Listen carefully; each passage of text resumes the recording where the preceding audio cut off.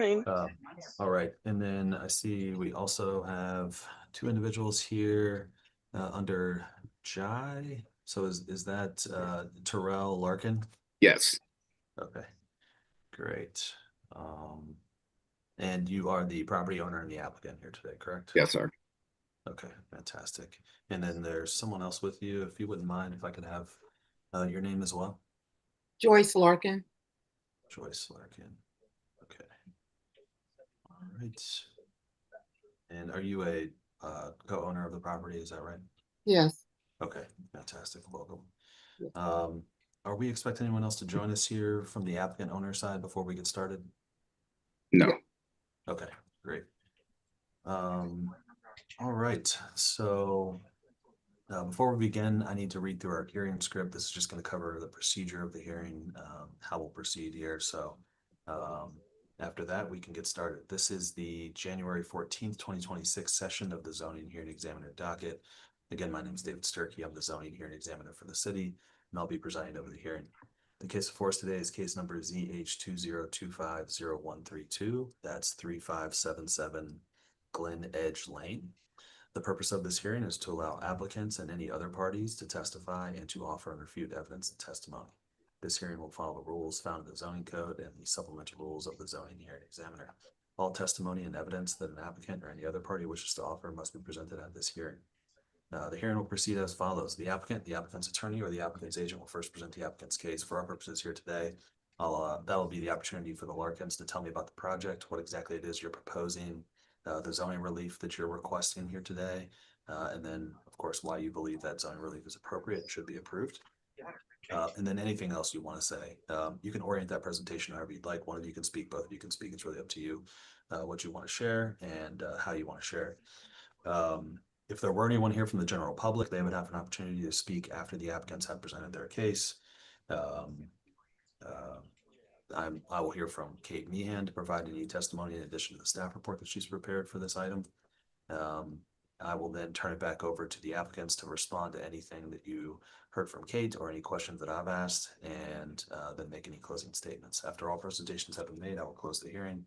Decisions may be expected within 2 weeks. I may limit or exclude any testimony that I deem irrelevant or outside the scope of the application being considered. I may interrupt any speaker to ask questions or to make any comments.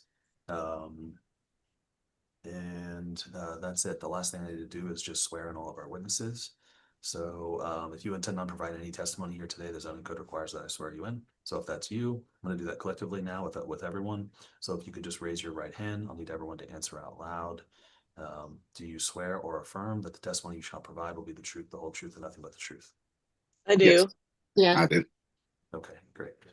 All right. Thanks, everyone. I'll turn it over to the Larkins. Are you ready to proceed? Yes. Okay, floor is yours. Okay. The purpose of this project was to have a 6-foot vinyl fence put around the perimeter of our home. It's supposed to start at the far north corner of the home, and it's supposed to wrap all the way around the property to the backyard, all the way, and come back up to the garage. The purpose of the fence is for more than just aesthetics. I mean, it is for aesthetics. It does make the property look a lot better, and it does increase the value of the property. We don't know in the next 10 years if we're going to be in this property, but we know that if you have a fenced-in yard, that it does help your home sell quicker, and it does help increase the value of your home. The other reason why we want the 6-foot fence is for security and for safety. I'm not sure if you guys read the reports out here for the community, for Kennedy Heights, Pleasant Ridge. It's not a high crime rate area, but the crime is going up, and most of it is just due from breaking, either home invasions or cars being broke into, or just certain theft off of property. So we want the privacy fence so that it detours people from coming onto the property or even trying to, bother our cars or take anything off. Because in the past, I have had property taken off of our property outside the house. We have small grandchildren that come over and play in the yard, and also there's a high number of, we get the reports from where we had the sex offenders they live up on Montgomery Road, and we always see some nefarious or just crazy different looking people coming walking around the neighborhood. And I wanted my children to be out in the yard. I want to be safe so no one can approach them, and for also for just for keep people from coming onto the property. Okay. Um, to be clear, let me just share an image here. So, uh, I'm just clear on exactly the location of the fence. So, if you all can see my screen, it looks like the outlined in the red here is the proposed location. Is that That's right? correct. So from here down and around like that. And this is the driveway here. Yes, sir. Okay.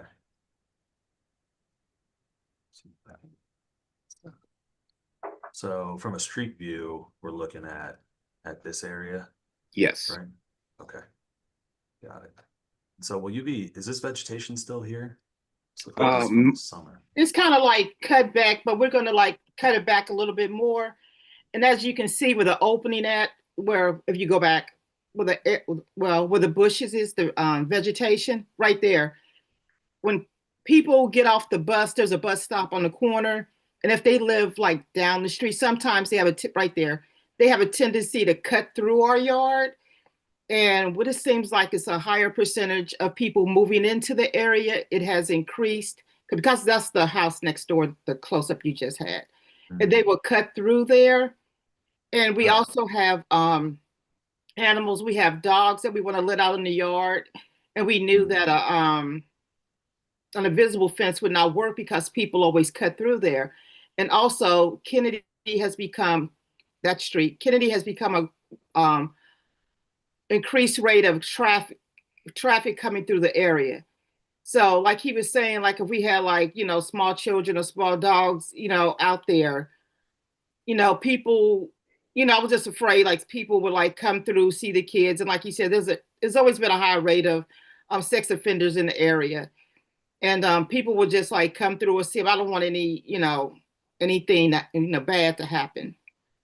okay. Because especially with the high traffic, people driving through and they can see them because you can see everything through our yard, and especially it's so close to the streets.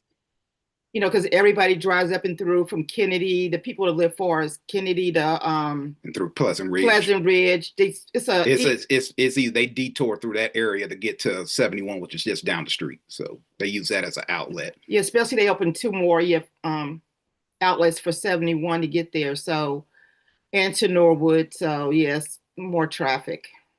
Gotcha. Okay. Um, the fence itself, you said it's 6 foot Fine. and 100, it's 50% opacity? Or I'm sorry, it's 100% opaque. Okay. Vinyl. Okay. Got it. Okay. Anything else you wanted to tell me about the project before I hear from Kate? No, it's just that we've just been waiting for it to get approved or whatever. I mean, because when we originally submitted it, Kay said it had to be transparent, and apparently I did get my neighbor's permission. He said that either the sight lines are fine. He was fine with having the 6 foot fence. The neighbor across the street that is adjacent across on the other side there, Robinson. I asked them. They said they were fine with us getting the fence. There's not going to be any problem with it. But like I said, the main thing was just for it's for security and for privacy, because we, like I said, my wife said that we have people cut through our yard all the time, and I don't want, if we have our grandchildren out there, I don't want them out there messing with them. Okay. But also at the same time, though, another thing I was saying, like we wanted the privacy fence because there's other within a mile. I submitted the pictures of other houses in the neighborhood within a mile and a half of it, and they're all corner lots, and they've had 6 foot fences that go around their whole yard. So I just wanted to see like why could they get one and we can't. And plus, it doesn't block anything. It doesn't block us from seeing any traffic. It doesn't block our neighbors from seeing any traffic coming out their yard because our driveway is the only driveway On that side. On that side. So it's not blocking anything. The other side is also like a big yard that's adjacent to apartments that sit down in a hill, which you probably could see. It sits down, so Right, because there's nothing but woods between us and the apartment behind us. Right, in the corner, I mean, nobody, I mean, if anybody see us come out the driveway, they still can see us because that part, you know, will still be open. Sure. Okay. And it appears that this is, although it's a corner lot, this is functionally your rear yard, Yes. correct? Okay. Yes. Okay. So Kate, as I turn it over to you, if this wasn't a corner lot and this was just their rear yard, if they were a few houses or even one house up, would this be permitted by right to have in a rear yard?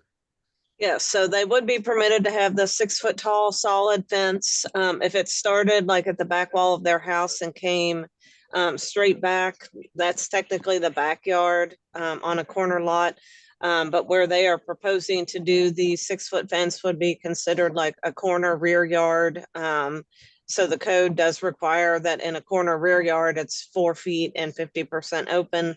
I can't really add much. I think the Larkins did a good job of explaining all of the kind of situations that are going on here with the need for the privacy and security and the fact that there is not a neighbor behind them. So a 6 foot tall fence would not be blocking the view from anyone's driveway or anything like that, would not present any kind of a safety concern to anyone else that maybe would have a driveway nearby, because that is not the situation here.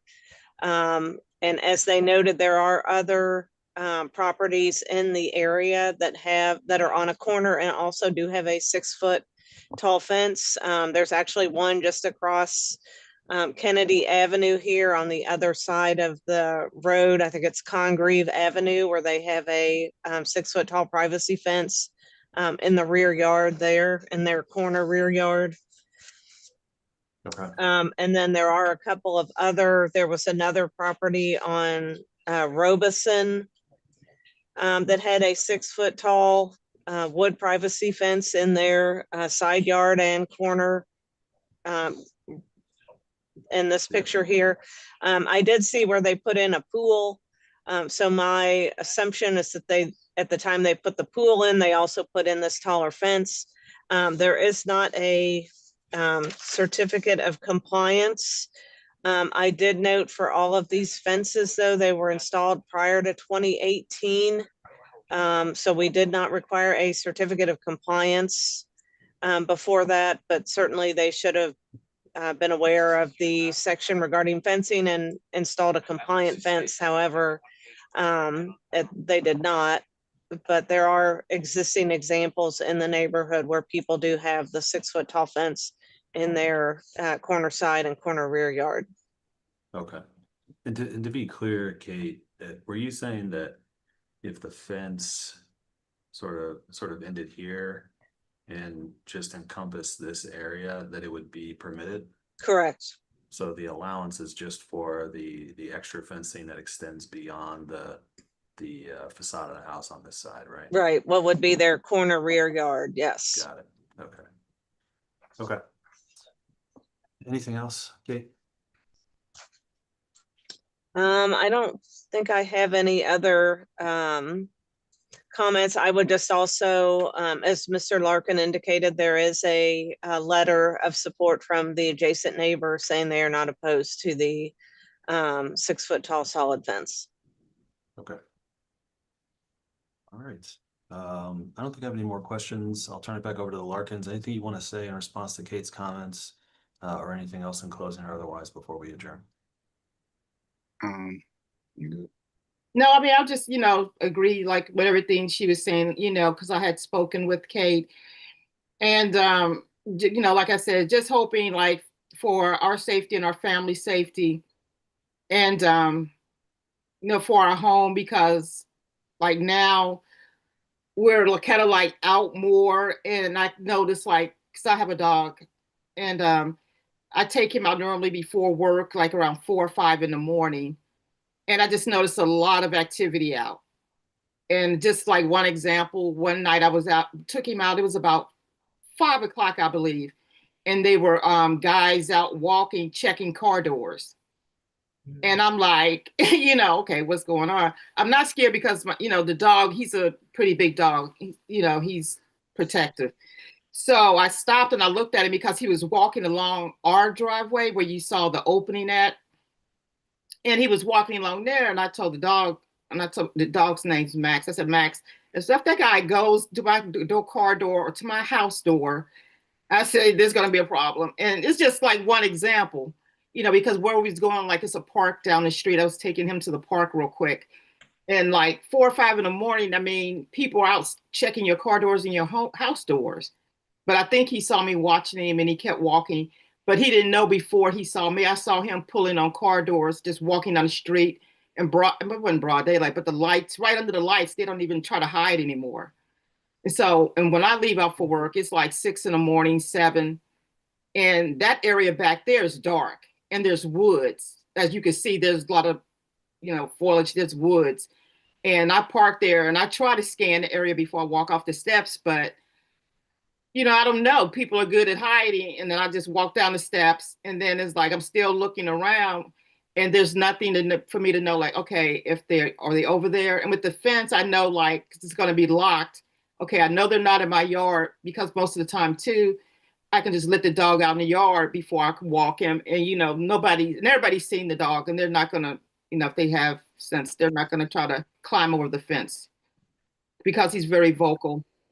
So that's another reason why, like with me, like getting older, and I'm like, okay, I have to just be more careful of my surroundings. And I think that I should feel safe in my own home or coming out of my home.